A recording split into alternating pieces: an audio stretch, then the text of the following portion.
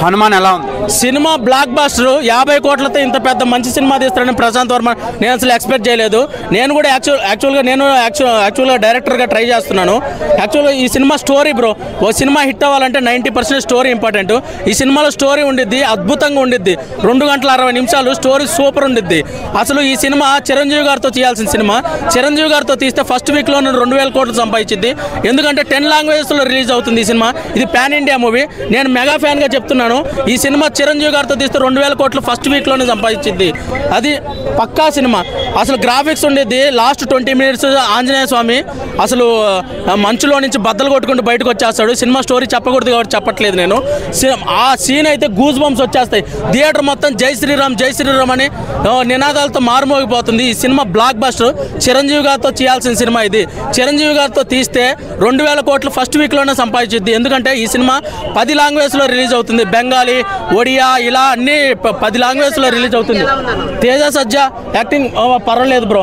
ఈ సినిమా చిరంజీవి గారితో తీస్తే 2000 కోట్లు సంపాదించేది. కానీ ప్రశాంత్ వర్మకి డేట్స్ దొరక, చిరంజీవి గారి డేట్స్ దొరక ఈ సినిమా తేజ సజ్జాతో తీసినట్టున్నాడు. కానీ ఈ సినిమా చిరంజీవి గారితో హనుమాన్ని లాస్ట్ 20 మినిట్స్ ఉండేది బ్రో. మొత్తం గూస్ బంప్స్ అనమాట. థియేటర్ మొత్తం గూస్ బంప్స్.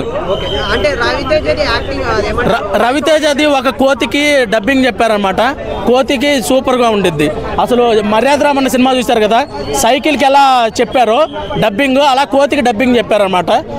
సినిమా మొత్తం కోతికి డబ్బింగ్ చెప్పింది. భలే నవ్వుకుంటారు అసలు సినిమా మొత్తం. ఎలివేషన్స్ కేక బ్రో. అసలు ఆంజనేయ స్వామిని చూసినప్పుడల్లా అసలు జై శ్రీరామ్ అనే లాస్ట్ 20 మినిట్స్ గ్రాఫిక్స్ ఉంటుంది. అసలు అది ఆంజనేయ స్వామిని ఇప్పటివరకు తీసిన సినిమాల్లో అంత బాగా ఎప్పుడు తీసుండరు. అంటే అంతకుముందు తీశారు చాలా సినిమాల్లో, అంటే జగదేవుడు అతిలోక సుందరి ఆ సినిమాలో చూసాము ఆంజనేయ స్వామిని. కానీ ఈ కాలంలో అంటే 2024లో ఈ టైంలో ఈ గ్రాఫిక్స్కి ఇంత బాగా ఎవరు చూపించలేదు. 50 crores బడ్జెట్తో ఇంత మంచి గ్రాఫిక్స్ ప్రసాద్ ఏంటి బ్రో? ఆది పురుష్ 400 కోట్లు పెట్టి ఓమ్రావు చెడగొట్టారు బ్రో. ఆయనకు అసలు డైరెక్షనే రాదు. ప్రశాంత్ వర్మ 50 కోట్లతో అసలు ఈ గ్రాఫిక్స్ చూస్తే అసలు ఆంజనేయ స్వామిని చూసినప్పుడల్లా అసలు మీకు అసలు ఆ గ్రాఫిక్స్ సూపర్ ఉండేది బ్రో. అసలు గోల్డ్ కలర్లో ఉంటాడు ఆంజనేయ స్వామి. అసలు కళ్ళు మిరుమిట్లు కొలిపినట్టు ఉంటుంది అనమాట. కళ్ళు దద్దరిల్లిపోతాయి, అంత బాగుంది గ్రాఫిక్స్. హిట్ కొట్టినట్ట లేదా? Block buster bro. హిట్ కాదు, బ్లాక్ బస్టర్ ఇది. చిరంజీవి గారితో తీయాల్సిన సినిమా. జై మెగా ఫ్యాన్స్. చాలా బాగా చేసుకున్నారు. అసలు పెద్ద హీరోలో కౌంట్ అయిపోయినట్టేనా అలా? ఇది పెద్ద హీరో కౌంట్ అయిపోయినట్టేనా? కాదు, ఇండియన్ సినిమాలో హనుమాన్ ఏ రేంజ్ లో సెట్ చేస్తుంది రికార్డ్స్ అలా? ఇప్పుడు కార్తికేయ 2కి ఇచ్చిన ఎలివేషన్స్కే బాలీవుడ్ వాళ్ళు గజగజానికి బ్లాక్ బస్టర్ వేశారు. హనుమాన్కి అయితే అసలు మామూలుగా రికార్డ్స్ ఉండవన్న. మనకి బ్లాక్ బస్టర్ ఉంటే మాత్రం బాలీవుడ్లో అంటే ఒక కృష్ణుడికి ఎలివేషన్స్ ఇస్తే అంత హిట్ చేసిన బాలీవుడ్ హనుమంతుడికి దానికనే 10 ఇంపాక్ట్గా ఎలివేషన్ ఇచ్చింది. ఇంకా బాలీవుడ్ వాళ్ళు ఇంకా గడిగిస్తారు. చెప్తా, ప్రతి స్టార్ హీరోకి ఇచ్చిన ఎలివేషన్ దీని ముందు పనికిరాదన్న. హనుమంతుడికి ఇచ్చిన ఎలివేషన్ ముందు ఏ పెద్ద స్టార్ హీరోకి ఇచ్చే ఎలివేషన్ అస్సలు పనికిరాదు. అంటే లిటరల్లీ క్లైమాక్స్లో ఉన్న బ్యాక్గ్రౌండ్ మ్యూజిక్ వస్తున్నప్పుడు నాకు తెలియకుండానే హనుమాన్ చాలీసా వచ్చేస్తుంది. సో ఏంటంటే అంత డెవోషనల్గా టచ్ చేశాడు అక్కడ. ఇదేమి కథ, మన పురాణాలు చదువుకున్న కథ ఏం కాదు ఇది ఎమోషనల్ అవ్వడానికి.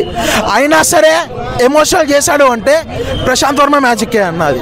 నిజంగా చెప్తున్నా. Background score and technically cinema ఎలా ఉంది? చాలా బాగుందన్న.